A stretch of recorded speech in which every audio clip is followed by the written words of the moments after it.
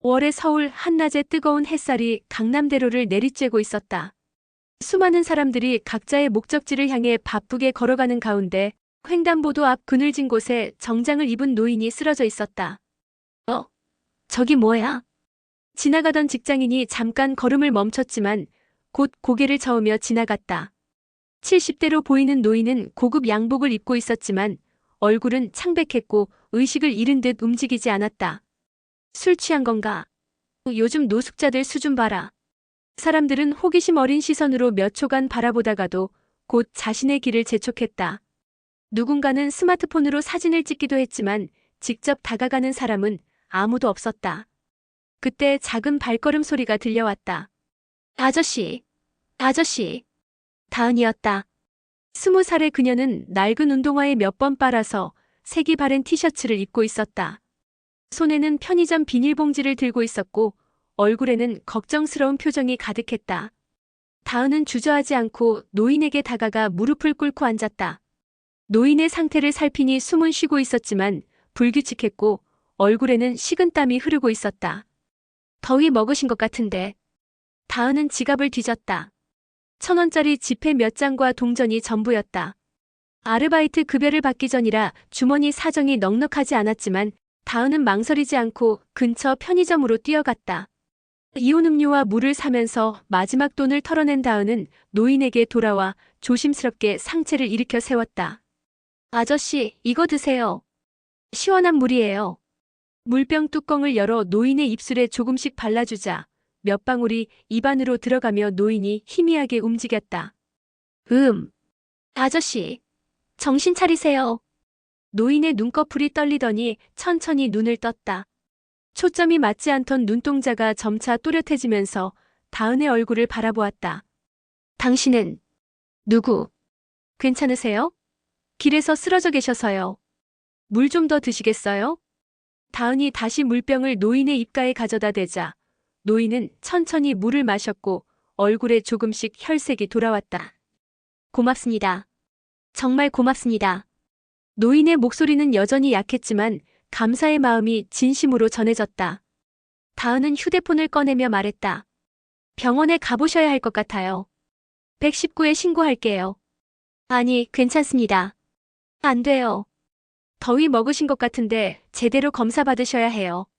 다은은 단호하게 119에 전화를 걸어 상황을 설명했다. 위치를 알려주고 노인의 상태를 자세히 전달한 후 자신의 작은 손수건을 꺼내 노인의 이마에 올려주었다. 5분 후에 구급차가 온다고 하네요. 그때까지 여기 계세요. 노인이 다은을 바라보며 물었다. 당신 이름이 뭐지요? 다은은 잠깐 망설이다가 대답했다. 다은이에요. 다은. 참 좋은 이름이군요. 멀리서 구급차 사이렌 소리가 들려왔다. 다은은 안도의 한숨을 쉬었다. 구급차가 도착하고 응급구조사들이 노인을 이송할 준비를 했다. 다은 양. 노인이 들것에 누워서도 다은을 찾았지만 다은은 이미 없었다. 노인이 구급차에 실리는 것을 확인한 후 조용히 그 자리를 떠났던 것이다. 구급차가 떠나고 난 후 그 자리에는 다은이 마시다 만 이온 음료 한 병과 빈 물병만이 남아 있었다. 바람에 날리는 영수증 한 장이 그녀의 마지막 흔적이었다. 다은은 버스 정류장에서 마지막 버스를 기다리고 있었다. 지하철비도 아껴야 하는 상황이었지만 그녀의 얼굴에는 후회의 기색이 전혀 없었다. 괜찮아지셨겠지? 그녀는 하늘을 올려다보며 중얼거렸다. 별이 잘 보이지 않는 서울 하늘이었지만 다은에게는 어느 때보다 맑아 보였다. 그날 밤 다은은 작은 고시원 방에서 라면 하나로 저녁을 해결했다. 내일 받을 아르바이트비로 며칠은 버틸 수 있을 것이다. 그녀는 항상 그렇게 살아왔다. 어려운 상황에서도 남을 도울 줄 아는 마음, 그것이 고아원에서 자란 다은이 세상에서 배운 가장 소중한 것이었다. 창문 너머로 들려오는 도시의 소음을 들으며 다은은 잠들었다. 그녀는 아직 몰랐다. 오늘 자신이 구한 사람이 누구인지, 그리고 이 일이 자신의 인생을 어떻게 바꿀지를. 서울 성모병원 VIP 병실. 아침 햇살이 창문을 통해 스며들고 있었다. 흰색 침대 시트 위에 누워있던 노인이 천천히 눈을 떴다. 그는 장영호, 국내 굴지의 재벌 그룹인 은산그룹의 창립자이자 회장이었다. 회장님. 병실 옆 소파에서 일어난 중년 남성이 급히 침대로 다가왔다. 은산그룹의 비서실장 김태준이었다. 그의 얼굴에는 밤새 걱정했던 흔적이 역력했다. 의사 선생님을 부를게요. 잠깐. 장 회장이 손을 들어 말렸다. 내 몸 상태는 내가 제일 잘 안다. 일단 물부터. 김 비서실장이 물컵을 가져다 주었다. 장 회장은 천천히 물을 마시며 어제 일을 떠올렸다. 회사에서 나와 차를 기다리던 중 갑자기 어지러움이 몰려왔던 것까지는 기억이 났다. 그 다음은 그 아이는 어디에 있지? 예? 어떤 아이 말씀이신지. 나를 구해준 아이 말이야. 분명히 여자아이였어. 다은이라고 했나? 김 비서실장은 당황스러운 표정을 지었다. 회장님, 어제 119 신고를 받고 출동한 구급대원들이 회장님을 발견했다고 보고받았습니다. 다른 사람에 대한 언급은? 아니야. 장 회장이 목소리를 높였다. 분명히 누군가 나를 도와줬어. 물을 마시게 해주고 119에 신고도 해주고. 다은이라는 아이였다고. 장 회장의 기억은 또렷했다. 의식을 잃어가던 순간 천사 같은 목소리로 자신을 부르던 그 아이. 시원한 물을 마시게 해주던 따뜻한 손길. 그리고 걱정스러운 표정으로 자신을 바라보던 맑은 눈동자. 김 비서실장이 급히 전화를 걸어 구급대원들에게 다시 확인했지만 현장에 도착했을 때는 회장만 있었다고 했다. 다만 주변에 빈 물병이 있었다는 증언이 있었다. 그거야. 그 아이가 사준 물병이야. 장 회장은 확신에 찬 목소리로 말했다. 담당 의사가 들어와 검진을 마친 후 말했다. 과로와 탈수 증상이 심했습니다. 며칠 더 지켜봐야겠지만 큰 문제는 없어 보입니다. 다만 나이를 생각하시면 건강관리에 더 신경 쓰셔야 합니다. 의사가 나간 후 장 회장은 김 비서실장에게 지시했다. 당장 사람을 풀어서 찾아봐. 어제 강남대로 일대의 모든 CCTV를 확인하고 주변 상점들에도 물어보고. 다은이라는 이름의 20대 초반 여자아이야. 회장님, 하지만 이름만으로는 찾아야 해. 장 회장의 목소리에 간절함이 배어 있었다. 그 아이가 없었으면 나는 이 세상에 없었을 거야. 은산그룹도 우리 가족도 모든 게 달라졌을 거라고. 김 비서실장은 장 회장의 진심을 느꼈다. 40년 넘게 모셔온 장 회장이 이렇게 간절해하는 모습을 본 적이 거의 없었다. 알겠습니다. 최대한 빨리 찾아보겠습니다. 그날 오후 은산그룹의 보안팀이 총동원되었다. 강남대로 일대의 모든 CCTV를 수집하고 분석하기 시작했다. 하지만 수많은 사람들 속에서 특정 인물을 찾아내는 것은 쉽지 않았다. 며칠이 지나도 소득이 없었다. 장 회장은 점점 초조해졌다. 정말 아무런 단서도 없나? 죄송합니다, 회장님. CCTV 화질이 좋지 않아서. 현상금을 걸어봐. 정보 제공자에게 1억 원을 주겠다고 광고를 내봐. 하지만 그렇게 되면 온갖 허위 정보가. 상관없어. 그 중에서라도 진짜 정보를 찾아낼 거야. 장 회장의 의지는 확고했다. 그에게는 단순히 은인을 찾는 것 이상의 의미가 있었다. 자신의 생명을 구해준 그 순수한 마음, 그 따뜻함을 다시 한번 만나고 싶었다. 밤이 되어 병실이 조용해지자 장 회장은 혼자서 생각에 잠겼다. 70년을 살아오면서 수많은 사람들을 만났다. 돈 때문에 접근하는 사람, 권력을 이용하려는 사람들. 하지만 순수하게 한 사람의 생명을 구하려고 다가온 사람은 거의 없었다. 그 아이는 달랐어. 순수했어. 계산이 없었다고. 그냥 쓰러진 사람을 보고 당연하게 도와준 거야. 장 회장은 창밖으로 보이는 서울의 야경을 바라보며 간절히 기도했다. 언젠가 다시 그 아이를 만날 수 있기를, 그리고 제대로 감사 인사를 전할 수 있기를. 다은이, 어디에 있을까? 병원에서 퇴원한 지 일주일이 지났지만 장영호 회장의 마음은 여전히 무겁했다. 은산그룹 본사 회장실에 앉아 있으면서도 자꾸만 딴 생각이 들었다. 다은이라는 그 아이를 찾는 일은 진전이 없었고 오히려 그 일을 계기로 오래된 상처가 다시 암으로 올랐다. 회장님, 오늘 일정을 다시 한번 확인해 드릴까요? 김태준 비서실장이 조심스럽게 물었다.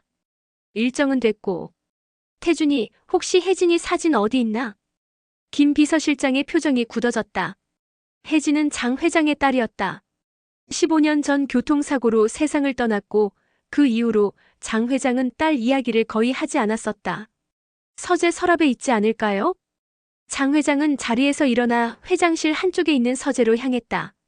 책장 사이에 숨겨진 작은 서랍을 열자 낡은 사진첩이 나왔다. 표지는 이미 색이 발해 있었다. 첫 페이지를 넘기자 젊은 시절의 장 회장과 아내, 그리고 갓 태어난 딸의 사진이 나왔다. 혜진이었다. 이때가 제일 행복했었는데. 페이지를 하나씩 넘기며 딸의 성장 과정을 따라갔다.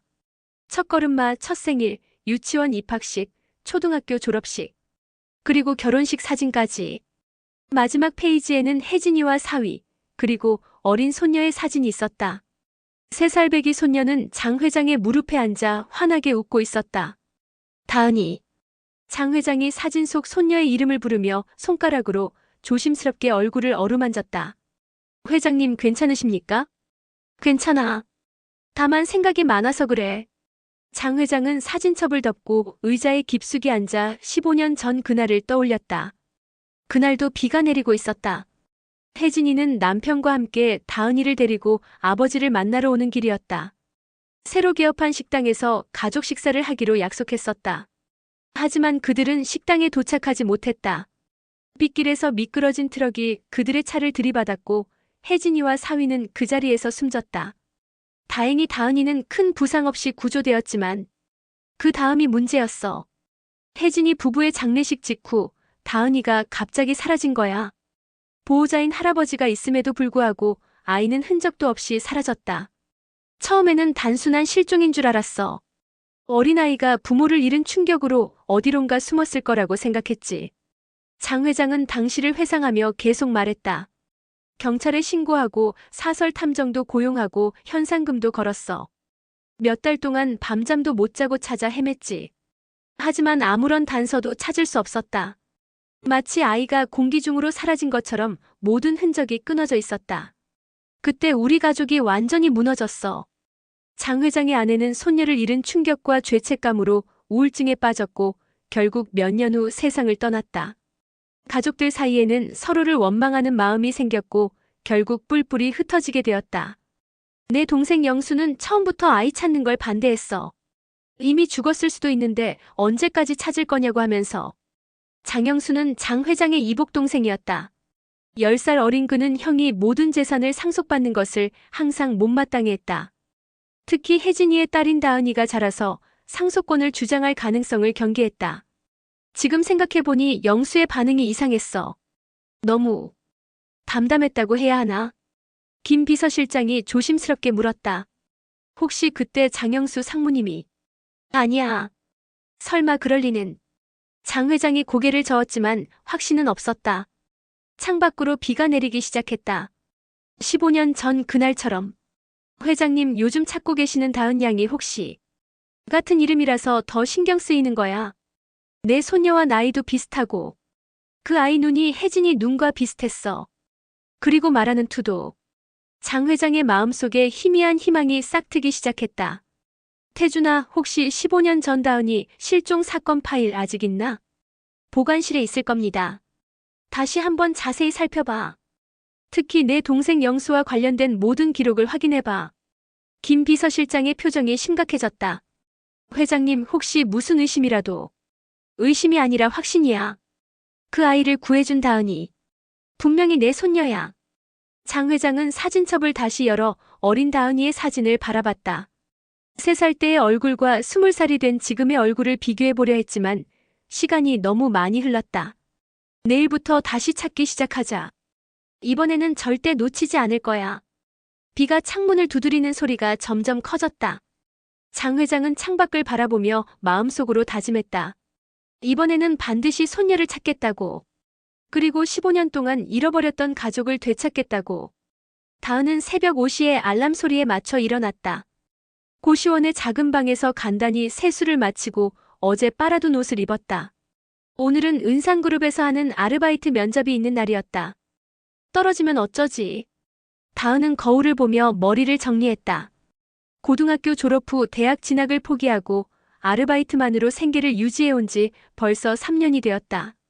우연히 구인 사이트에서 은산그룹 본사 청소 아르바이트 공고를 봤을 때 시급이 다른 곳보다 높았고 대기업이라는 안정감이 있었다. 다은아, 화이팅! 다은은 거울 속 자신에게 힘을 주며 고시원을 나섰다. 은산그룹 본사 건물 앞에 도착한 다은은 그 웅장함에 압도되었다. 40층 높이의 유리 건물이 하늘 높이 솟아 있었고 로비로 들어가는 사람들은 모두 정장 차림이었다. 지하 1층 관리사무소에서 만난 박 과장은 인자한 인상이었다. 다은 씨 맞나요? 면접은 생각보다 간단했다. 기본적인 질문들과 근무 가능 시간, 그리고 청소 경험에 대한 몇 가지 확인이 전부였다. 다은 씨, 이력서를 보니 아르바이트 경험이 정말 많으시네요. 어려운 상황에서도 포기하지 않고 일해온 모습이 보입니다. 감사합니다. 그럼 내일부터 시작하실 수 있나요? 새벽 6시부터 오전 10시까지 주로 경비실과 로비 청소를 담당하게 됩니다. 네. 감사합니다. 다음 날 새벽 다은은 어느 때보다 일찍 일어나 5시 50분에 회사에 도착했다. 관리사무소에서 만난 김 선생은 60대 초반의 아주머니로 은산그룹에서 청소 일을 한 지 10년이 넘었다고 했다. 처음엔 좀 힘들 거야. 이 건물이 워낙 크고 사람들도 많이 다니거든. 하지만 적응하면 괜찮을 거야. 다은은 김 선생을 따라 1층 로비로 올라갔다. 넓은 대리석 바닥과 높은 천장, 거대한 유리창들이 인상적이었다. 두 사람은 바닥을 닦기 시작했다. 다은은 구석구석 꼼꼼히 청소했다. 평소 습관대로 남들이 보지 않는 곳까지 신경 써서 깨끗하게 만들었다. 다은아, 너 정말 꼼꼼하게 하네. 저는 원래 이렇게 해요. 어차피 할 거면 제대로 하는 게 좋죠. 오전 8시가 되자 직장인들이 하나둘씩 출근하기 시작했다. 다은은 밝은 목소리로 인사를 했고 몇몇 사람들은 다은의 밝은 인사에 미소를 지었다. 오전 9시 30분경 다은이 경비실 앞을 청소하고 있을 때였다. 검은색 고급 승용차 한 대가 건물 앞에 멈췄다. 운전기사가 나와 뒷문을 열자 정장을 입은 노인이 내렸다.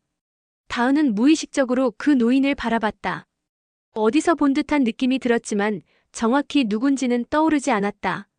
노인은 로비로 걸어오면서 다은과 눈이 마주쳤다. 그 순간 두 사람 모두 움직임을 멈췄다. 저 아이는... 장 회장의 눈이 커졌다. 분명히 자신을 구해준 그 아이였다. 저 아저씨... 혹시... 다은도 어렴풋이 기억이 났다. 장 회장이 다은에게 다가왔다. 혹시... 다은 양인가요? 네. 어떻게 제 이름을... 한 달 전에 강남대로에서 나를 도와준... 다은의 얼굴에 놀라움이 번졌다. 아, 그때 그 아저씨... 괜찮아지셨어요? 내 덕분에 완전히 회복했습니다. 정말 고마웠어요. 장 회장의 목소리에는 진심 어린 감사가 담겨 있었다. 주변 사람들이 이 상황을 이상하게 바라보기 시작했다. 저는 당연한 일을 했을 뿐이에요. 당연한 일이라고? 그 많은 사람들 중에 당신만이 나를 도와줬는데요. 장 회장은 다은을 자세히 바라봤다. 한 달 전에는 놓쳤던 세부적인 모습들이 이제야 보였다. 맑은 눈동자, 선량한 표정, 그리고 어디선가 본 듯한 친숙함. 혹시 시간 있을 때 제대로 인사드리고 싶은데 점심시간에 가능할까요? 저는 괜찮습니다만. 그럼 12시에 로비에서 만나요. 장 회장은 엘리베이터에 올라타면서도 다은을 바라봤다. 그의 마음은 복잡했다. 드디어 찾았다는 기쁨과 함께 혹시나 하는 의심이 확신으로 변하고 있었다. 다은은 그 자리에 서서 한참을 바라봤다. 운명이라는 게 정말 있는 걸까? 우연히 도와준 사람이 자신이 일하게 된 회사의 회장이라니. 점심시간이 되어 로비에서 만난 장 회장과 다은은 회사 근처의 조용한 카페로 향했다.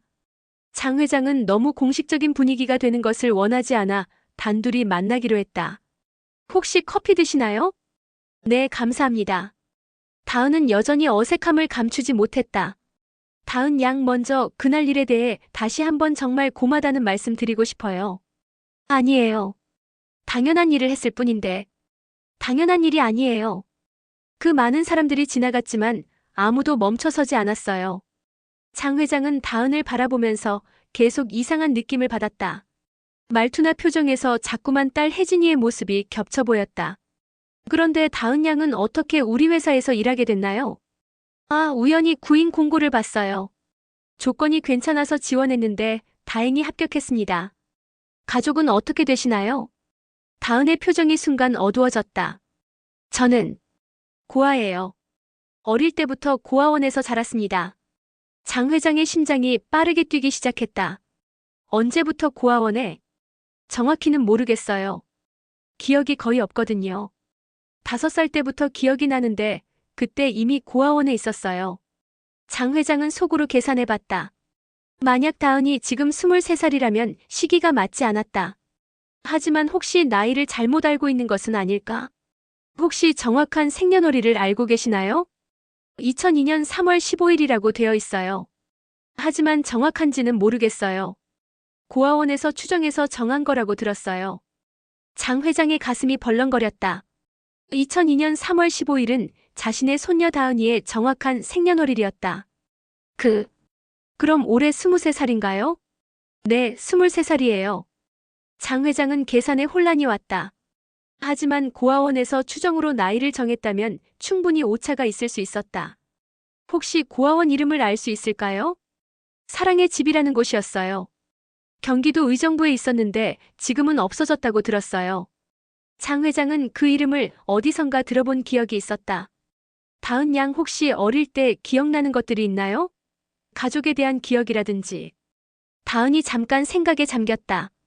가끔 꿈에서 보는 장면들이 있어요. 큰 집이나 따뜻한 할아버지 품. 하지만 꿈인지 기억인지 구분이 안 돼요. 장 회장의 손이 떨렸다. 그 할아버지는 어떤 모습이었나요? 잘 기억이 안 나요. 다만 아주 따뜻하고 안전한 느낌이었어요. 카페에서의 대화는 1시간 정도 계속되었다. 장 회장은 다은의 말 하나하나를 놓치지 않으려고 집중했다. 말투, 표정, 행동 하나하나가 모두 익숙했다. 회사로 돌아온 장 회장은 즉시 김 비서실장을 불렀다. 태준아, 급한 일이 있어. 네, 말씀하세요. DNA 검사를 해야 해. 아주 조심스럽게 비밀리에. 회장님 혹시 다은이야. 우리 회사에서 청소 일을 하고 있는 그 아이. 내 손녀일 가능성이 매우 높아. 하지만 어떻게 검체를 구하시겠습니까? 카페에서 사용한 컵이 있을 거야. 아니면 자연스럽게 머리카락을 구할 방법을 찾아봐. 다음 날부터 장 회장은 매일 다은과 만날 기회를 만들었다. 로비를 지나가면서 인사를 하거나 가끔 점심을 함께 하기도 했다. 일주일 후 기회가 왔다. 다은이 엘리베이터에서 내리면서 머리카락 몇 가닥이 문에 끼었다가 떨어진 것이다. 김 비서실장이 조심스럽게 그 머리카락을 수거했고 즉시 검사를 의뢰했다. 3일 후 결과가 나왔다. 김 비서실장이 봉투를 들고 회장실로 들어왔을 때 장 회장의 심장은 터질 듯이 뛰고 있었다. 결과가 나왔습니다. 장 회장은 떨리는 손으로 봉투를 열었다. 검사 결과지에는 명확하게 쓰여 있었다. DNA 일치율 99.9999%. 장 회장의 눈에서 눈물이 흘러내렸다. 내 손녀야. 정말 내 손녀야. 15년 동안 잃어버렸던 가족을 찾았다는 기쁨과 함께 그동안 다은이가 얼마나 힘들게 살았을지에 대한 안타까움이 밀려왔다. 회장님, 어떻게 하시겠습니까? 일단 더 조사해봐야 해. 어떻게 다은이가 고아원에 가게 되었는지, 누가 그런 일을 꾸몄는지. 장 회장의 목소리에는 분노가 섞여 있었다. 그리고 아직 다은이에게는 말하지 마. 모든 진실을 밝혀낸 후에 제대로 된 방법으로 알려줄 거야. 장 회장은 창밖을 바라보며 다짐했다. 이번에는 절대 손녀를 놓치지 않겠다고. 그리고 15년 전 일의 진실을 반드시 밝혀내겠다고. DNA 검사 결과를 확인한 후 장 회장은 15년 전 손녀 실종 사건을 재조사하기로 결심했다. 은산그룹의 보안팀과 사설탐정팀을 총동원해 당시 모든 기록을 다시 살펴보기 시작했다. 회장님, 15년 전 자료들을 모두 정리했습니다. 보안팀장인 최 팀장이 두꺼운 파일들을 회장실로 가져왔다. 먼저 다은이가 마지막으로 목격된 시점부터 추적해봐. 혜진이와 사위의 장례식이 끝난 후 다은이는 병원에서 퇴원했습니다. 당시 담당 간호사의 증언에 따르면 아이 상태는 양호했고 가족이 데려간다고 했습니다. 가족이라고? 누가? 기록에는 삼촌이라고 되어 있습니다. 장 회장의 얼굴이 굳어졌다. 당시 자신은 아내와 함께 장례식 정리 때문에 바빴고 다은이를 데려가는 일은 동생 영수에게 맡겼었다. 영수가 데려갔다는 거군. 네, 장영수 상무님이 아이를 데리고 병원을 나간 것으로 기록되어 있습니다. 그 다음은 그게 이상합니다. 장영수 상무님은 아이를 집에 데려왔다고 했는데 집에 있던 도우미 아주머니는 아이를 본 적이 없다고 증언했습니다. 장 회장은 파일을 덮고 생각에 잠겼다. 당시에도 이런 모순점들이 있었는데 영수는 아이가 충격으로 어디론가 숨었을 것이라며 넘어갔었다. 다음 날 새로운 단서가 발견되었다. 회장님, 중요한 발견이 있습니다. 최 팀장이 흥분한 목소리로 보고했다. 15년 전 장영수 상무님의 계좌 기록을 조사했더니 사건 발생 직후 의문의 계좌이체가 있었습니다. 얼마나? 5억 원입니다. 사랑의 집 고아원 원장 개인 계좌로 송금되었습니다. 장 회장이 벌떡 일어났다. 사랑의 집이라고? 다은이가 있었던 그 고아원? 네, 맞습니다. 그리고 더 충격적인 것은 송금 날짜가 다은 양이 실종된 바로 그날이라는 겁니다. 즉시 그 고아원 원장을 찾아내. 하지만 조사 결과는 실망스러웠다. 당시 고아원 원장은 3년 전에 사망했고 고아원도 문을 닫은 상태였다. 하지만 다른 방법으로 진실에 접근할 수 있었다. 며칠 후 은퇴한 보육사 김 선생과의 만남이 성사되었다. 70대의 그녀는 처음에는 경계심을 보였지만 장 회장이 진실을 알고 싶다고 간곡히 부탁하자 입을 열었다. 그때 일은 아직도 기억에 생생해요. 어느 날 갑자기 원장님이 아이를 하나 데려왔어요. 3살 정도 된 여자아이였는데 이름이 다은이라고 했죠. 그 아이 상태는 어땠나요? 처음에는 많이 울었어요. 계속 할아버지, 할아버지 하면서. 그런데 원장님이 그 아이에 대해서는 절대 다른 사람에게 말하지 말라고 했어요. 왜 그런 말씀을 하셨을까요? 저도 이상하다고 생각했는데 나중에 우연히 들었어요. 원장님이 다른 직원에게 이 아이는 죽은 걸로 처리해야 한다고 말하는 걸. 장 회장의 주먹이 떨렸다. 죽은 걸로 처리한다는 게 무슨 뜻인가요? 공식 기록에는 남기지 않고 아이가 어디서 왔는지도 모르는 것처럼 하라는 거였어요. 그래서 다은이는 호적도 새로 만들어졌죠. 모든 퍼즐이 맞춰지고 있었다. 영수가 5억 원을 주고 고아원 원장을 매수해서 다은이를 죽은 아이로 만들어버린 것이었다. 그런데 한 가지 더. 다은이가 가끔 할아버지가 찾으러 올 거야 라고 말했어요. 그럴 때마다 원장님이 할아버지는 없다, 잊어버려라고 혼내곤 했죠. 장 회장의 가슴이 찢어질 것 같았다. 회사로 돌아온 장 회장은 즉시 영수를 호출했다. 형님, 갑자기 왜 부르셨어요? 영수는 평소와 다름없는 표정으로 들어왔다. 영수야, 15년 전 일에 대해 물어보고 싶은 게 있어. 15년 전이요? 혜진이 일 말씀하시는 건가요? 그때 다은이를 어디로 데려갔지? 영수의 표정이 순간 굳었다. 집으로 데려갔다고 했잖아요. 그런데 아이가. 거짓말하지 마. 장 회장이 소리쳤다. 사랑의 집 고아원에 5억 원을 송금한 기록이 다 있어. 영수의 얼굴이 창백해졌다. 형님, 그게 아니라 내 손녀를 고아원에 버리고 죽은 것처럼 만들어놨다며. 왜 그랬어? 대체 왜? 영수는 한참을 침묵하더니 결국 고백했다. 미안해요, 형님. 하지만 달리 방법이 없었어요. 무슨 소리야? 그 아이가 자라서 상속 문제가 복잡해질까봐. 그리고 형님이 그 아이만 편애하실까봐. 장 회장은 영수의 말을 듣고 경악했다. 자신의 친동생이 재산 때문에 3살 배기 조카를 버렸다는 것이었다. 진짜 너는 당장 나가. 그리고 다시는 내 앞에 나타나지 마.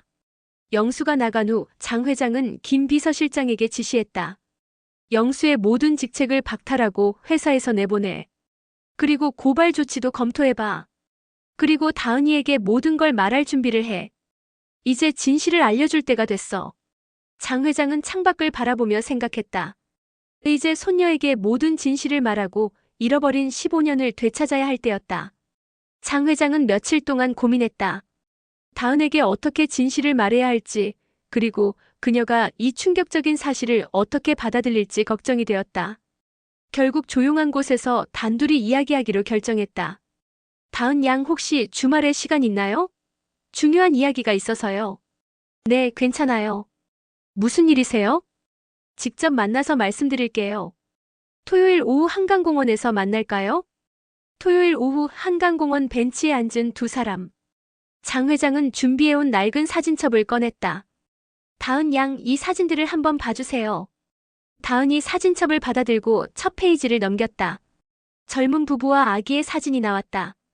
예쁜 가족이네요. 누구세요? 제 딸과 사위, 그리고 손녀입니다. 다은은 페이지를 하나씩 넘기며 아이의 성장 과정을 따라갔다. 어린 소녀의 밝은 미소가 인상적이었다.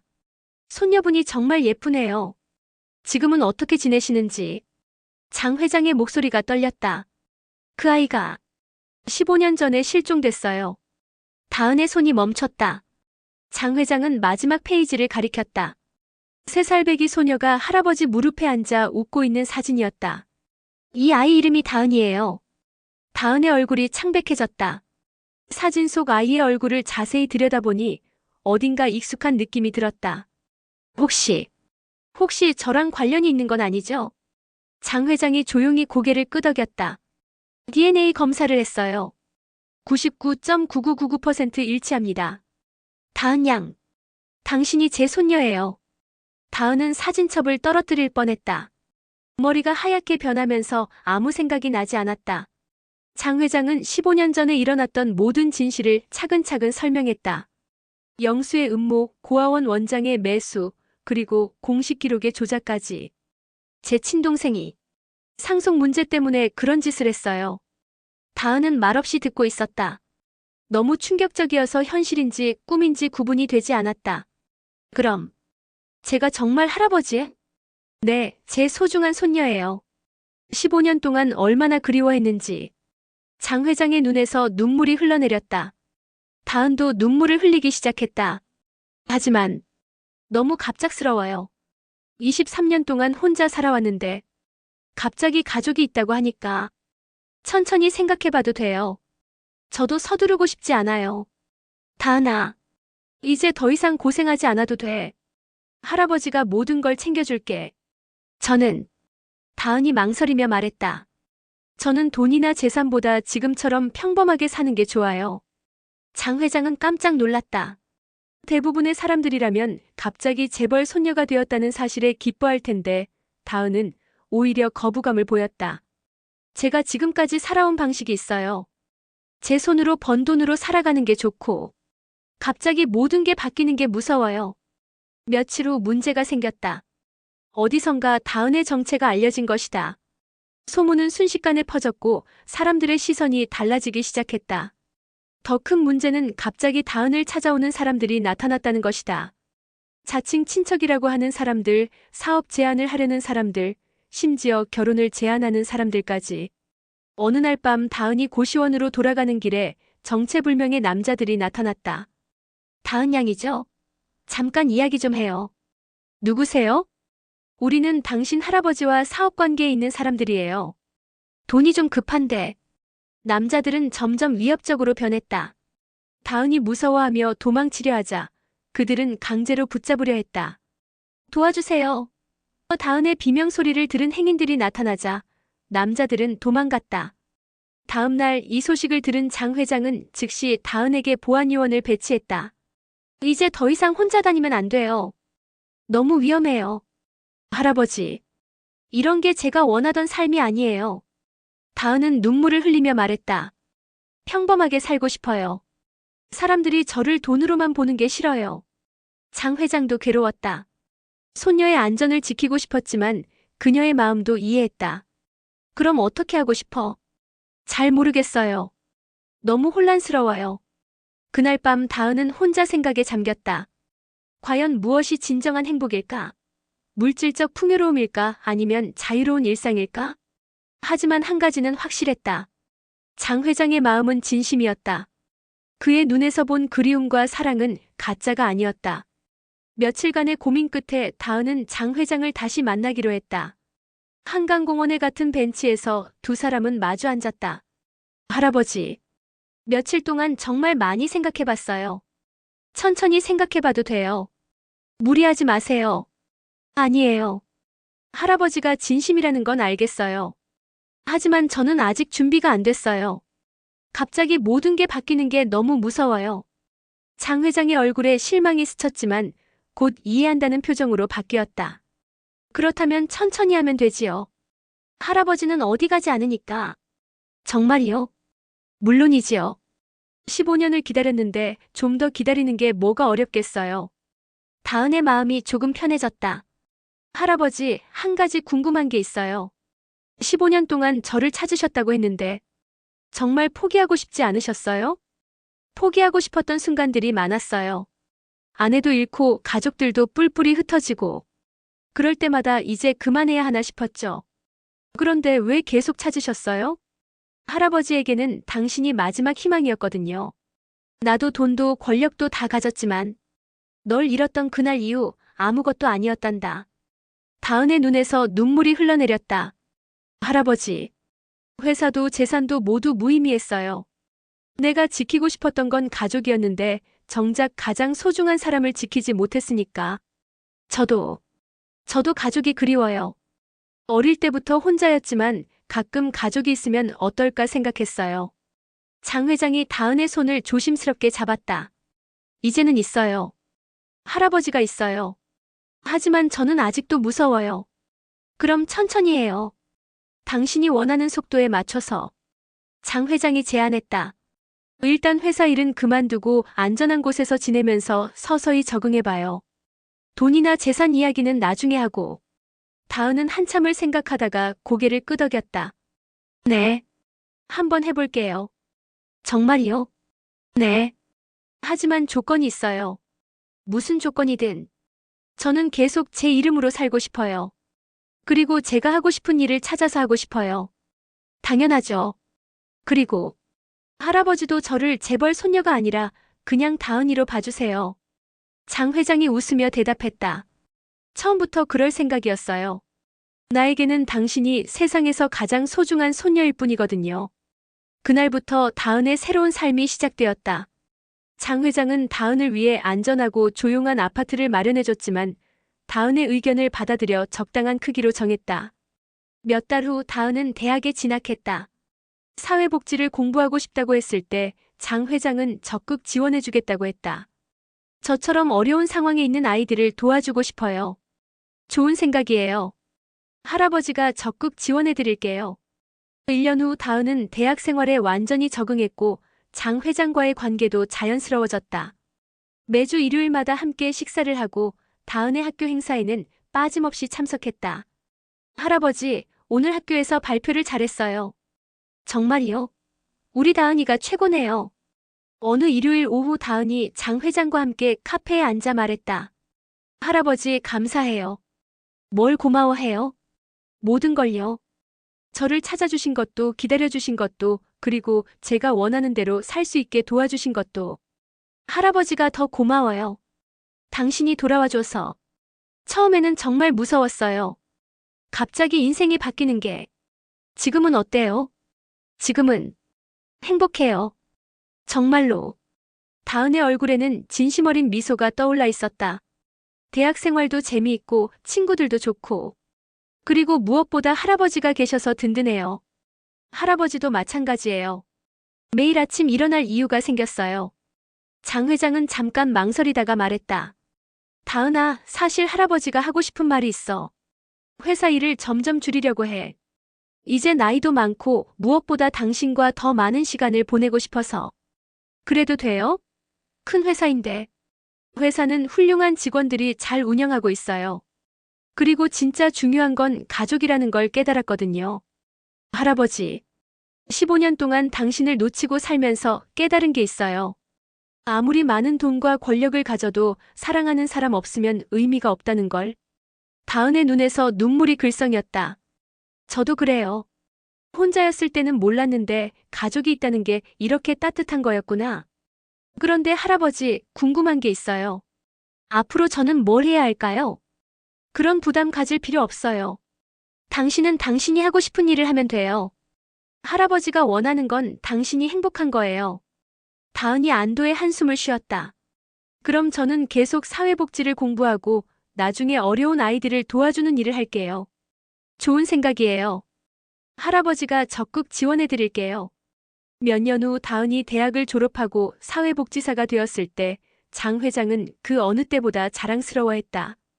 다은은 고아원에서 자란 경험을 바탕으로 어려운 아이들을 돕는 일에 열정을 쏟았다. 어느 날 다은이 담당하고 있는 고아원에서 장 회장을 초청했다. 할아버지, 아이들이 할아버지를 만나고 싶어 해요. 고아원을 방문한 장 회장은 아이들과 함께 시간을 보냈다. 아이들은 호기심 어린 눈으로 그를 바라봤고 장 회장은 아이들 한 명 한 명과 대화를 나눴다. 할아버지, 다은 선생님이 정말 좋아요. 우리를 많이 도와줘요. 아이들의 말을 들으며 장 회장은 더욱 뿌듯해했다. 그날 저녁 집으로 돌아온 두 사람은 오늘 있었던 일에 대해 이야기했다. 할아버지, 어떠셨어요? 정말 좋았어요. 당신이 얼마나 아이들을 사랑하는지 보였어요. 저는 그 아이들이 저처럼 혼자가 아니라는 걸 알려주고 싶어요. 세상에는 자신들을 아끼는 사람들이 있다는 걸요. 당신은 정말 천사예요. 할아버지가 자랑스러워요. 할아버지도 제게는 천사예요. 저를 찾아주셔서 사랑해주셔서. 두 사람은 서로를 바라보며 미소를 지었다. 15년의 세월을 뛰어넘어 다시 만난 할아버지와 손녀. 이제는 정말 완전한 가족이 되었다. 할아버지 사랑해요. 나도 사랑해, 우리 다은이. 길 위에서 만난 우연이 운명이 되고 운명이 가족이 되었다. 선행으로 시작된 인연이 진정한 사랑으로 완성된 것이다. 그들의 이야기는 이제 새로운 시작이었다. 할아버지와 손녀가 함께 만들어갈 따뜻한 미래가 기다리고 있었다.